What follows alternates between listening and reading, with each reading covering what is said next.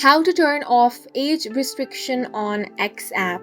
Hi guys, welcome to our channel. Let's begin. In this video, I will guide you on how you can turn off age restriction on X app, formerly known as the Twitter app. For this, you want to open the X application on your device. Make sure to sign into your account. Now tap on the profile icon at the top left corner of your screen. From here, tap on Settings and Support, then tap on Settings and Privacy.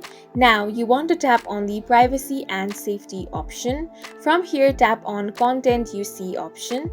Now you want to tap on the Sensitive Media option. Now, once you turn off age restriction, you will be able to view all kinds of content, which includes graphic violence, adult content, and other sort of contents. So if you want that, you want to tap on the graphic violence option, then tap on the show all option, head back and do the same for adult content as well. Then do this for the other option as well. Once you have tapped on the show all option for all three of them, the age restriction has been successfully turned off. Now you will be able to view all kinds of content on the X app without any age restriction, and that's it for this video. If you found it helpful, please make sure to hit the like button and subscribe for more videos like this.